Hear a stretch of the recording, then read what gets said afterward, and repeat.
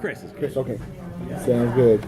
So, Chris, talk to us about how the process of composing scores starts from when you get the script, producers contact you. How does that work? Depending on my relationship with the director or producer, sometimes I come in right at the script stage where I'll get the script and before they even start shooting, and we'll have a discussion, talk about, what kinds of instruments we might want, and if there's any stylistic elements, who needs themes. Oh, this character gets a theme, this character gets a theme. If there's going to be a song in it that's going to need to be recorded before they shoot, so they can sing on screen. That'll happen often before, but then there's other movies where I'll literally get called, but when they're done editing and they have a month left and we need to be done, so then I'll come in and I'll go really, really fast and do it that way. I always prefer it when it's, when I get in early and get to work with, especially when I work with the same directors over and over again, same producers, which is really fun,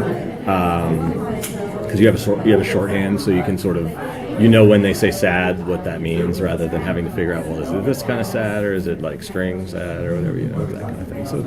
So usually it depends, but I like coming in as early as I can. Now, on something like Galavant, which is almost a weird, absurdist, medieval work, how do you find that balance between like this fantasy Robin Hood piece and add in that kind of absurdist element in the music and try to balance that very strange element that Galavant has within it? The funny thing about Galavant, and it's actually very similar to a lot of my favorite movies growing up, is that it's funnier when you play it straight.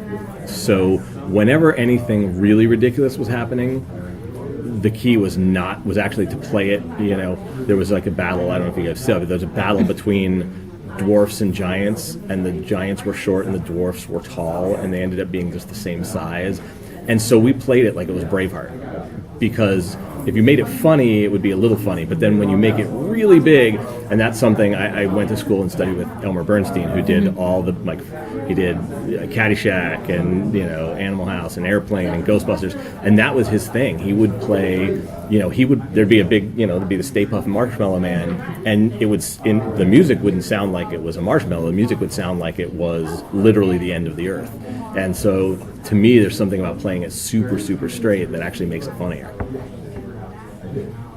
And when you get your ideas for composition, do you have like a couple and you say, let me see what works out of these two, or do you have one and you stick to it and then build on that? I think it depends. I usually have, if it's a director I've worked with before, I'll usually have one, and then, but it's always, it's their call, it's their movie, it's always the director, or if in TV, it's sometimes the producer who's in charge. And so, you could play them the one, and then they could go, no, not really, and then you could say, okay, I either go back to the drawing board, or I got another in my back pocket that I also was messing with. But sometimes I'll do that. I'll definitely do things where I'll take the same piece of music, and I might do it one way where it's a little bit romantic, and then I'll do it another way where I sort of like, oh, here's the other version where it goes really, really big, and just to see, where the scale is. And so I'll do that a lot of times, especially with things that are like scary or romantic or things like that, because you can sort of push the edge of how far the director wants to go in that kind of a time. Now, working on something like television, it's very different in the scale and number, considering the number of hours that you have to do, especially the fact that Galavant ended up getting a second season and hopefully maybe a third season, maybe. I have some friends who are really pushing for it.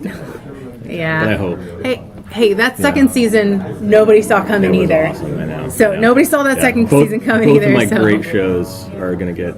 Are barely going to get done because Agent Carter is probably not coming back either. I know, so, but which is a crying shame. We still don't know how she formed S.H.I.E.L.D. No. We never even gotten that far. They have to keep going, I think. So even if it's just like a movie, what if it's like a 2-hour something? Anyway. Well, she's been pushing really hard for that third season, so I'm hoping that her continued push for it. Yeah. Did you guys see episode 9, the musical? Did you? Oh yeah. That? No, I've seen it. So that's really her. She was she really came in. We did it at Capitol. She came in. She sings great.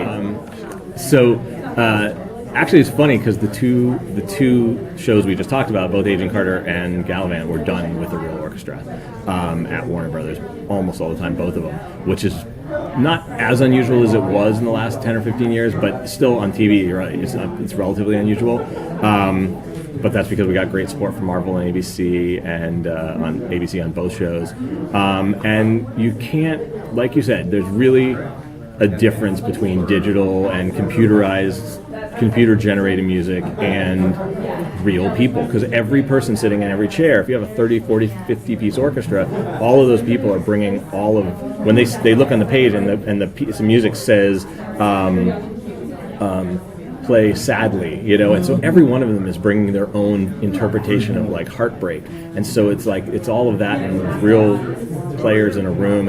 It's pretty magical, and that's I think the kind of thing that makes something like a fantasy show like Galavant work, and then it definitely makes. I mean, something like Agent Carter, I don't think could have been done without it because it's supposed to be period, it's supposed to be 40s. So I think the idea of doing that electronically wouldn't work. Now that said, when there are some things that you can do great with electronics. So I like Ride Along 2 I did, and Ride Along was like there's beats, there's synths, there's stuff that's supposed to be electronic.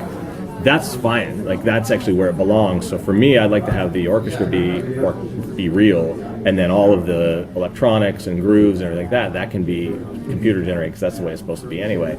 So for me, it's like using the things for the right thing. But you can tell when there's not the real people involved, when it is digital, and you kind of, even if it sounds real, you can't really figure out why. But it's the warmth, like you said. It's just it doesn't sound as rich. You know what I mean? It just doesn't sound as full. Circling back before my battery died, what's the difference in like composing for a entire TV show as opposed to a movie? It's funny because what you mentioned is the main difference, because the idea of writing is the same, because you're writing for if it's sad, if it's scary, or whatever. But the time is so fast. TV is like, there were days where literally you'd get I'd see Agent Carter on Tuesday, and we'd have to be with the orchestra on Sunday or Monday. So less than a week to do a whole hour show. Whereas a movie, you probably have a month to 6 weeks. So it's really fast. And it's hard to write that much fast. First of all, not much sleep sometimes, and everything has to work like clockwork. I have a great team and amazing help and orchestrators and people that are part of it, and it helps. The nice thing about television and the schedule eventually is that once you get into multiple years, you've got themes, you've got things that you can go back to for characters that make sense. Like Supernatural is another show I do, and Supernatural's going to season 12. Wow. Okay, so I know what it's like. I know what Sam and Dean sound like. I know what Castiel sounds like. I know what Crowley sounds like. It makes it easier to sort of jump into writing. Whereas if you're in a first season show, you're like, what's this going to sound like? What's each character supposed to be? Do I have a theme for, Howard Stark yet? I don't. Well, okay, so we have to do this or that. And so it's that first year or two that's painful. But then it starts to go along. And then a lot of it has to do with, too, is just, having your producers have trust in you, and all of mine really have on all of those shows, which has been amazing. That they really, they give some notes, but they're also very open to creative direction and stuff. Now, speaking of Supernatural, let's talk about themes, for example, with Castiel. So Castiel isn't Castiel right now. No. He's Lucifer. That's true. So am I supposed to say yeah? That's true. It's out. Yeah. So do you take something like Lucifer's theme? How do you work about kind of melding themes like that into music? It depends on how much they want to give away when we're in the midst of things. There are times where someone's been in someone else's body, both when Sam was in hell, and there's all these different times where where a producer would say, well, don't give that away that he's in that person's meat suit, which they call it, or whatever. But that's kind of there's other times where we want to make that connection. But we definitely have things that that have spanned across, where we'll take the Brothers theme, which is that kind of guitar theme, and when there'll be times where we'll even use that for when it's not them, when it's Bobby or when it's somebody, when it has to do with them. You know what I mean? So we'll have it all. Oh, did I say Bobby or are you sad about Bobby? Sad about Bobby. He came back though a couple days ago. Remember? Did you see it? Did you see it? I haven't gone. You haven't watched it yet? Okay. But he's not. Yeah. I know, he's I never love back. Bobby. I love Bobby. Yeah, he's one of my And, favorite. Chris, one thing I like about you is how you can work with Ice Cube on a project, and then you can work with ABC on a project, and everything sounds like it fits. Where do you get your artistic vibe from? Well, that's an awesome compliment. Thank you. Well, there's two ways to look at it. One is that the probably more like esoteric artsy way would be that I like to broaden all kinds of horizons and do whatever. The reality is that I'm ADD and I get bored super easily. So it's actually really good for me. Like I love doing something really silly from Galavant and then being able to do something that's like 40s jazz and then being able to do something that's, Ice Cube and Kevin going to try to like bust a gun sale or something.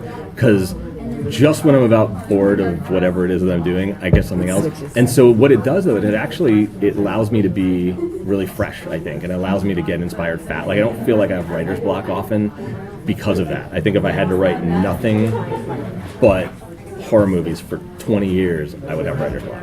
But I don't, and because of that, I feel like it's a good way to sort of, I don't know, get through there. But I also like doing that, and it's funny because a lot of people will say, that it's somewhat detrimental to a career to be more of a chameleon because everyone's like, well, what's your sound? Well, my sound really is whoever my director wants me, whatever he wants me to do, it'll be interpreted my way. But it's like if he wants scary or if she wants sad or whatever, like I want to give them exactly what they want because it's like storytelling. It's a collaborative effort. So, I am able to sort of make things to fit, make things to order. So. You're great at it. Yep. Thank you so much. Thanks, guys.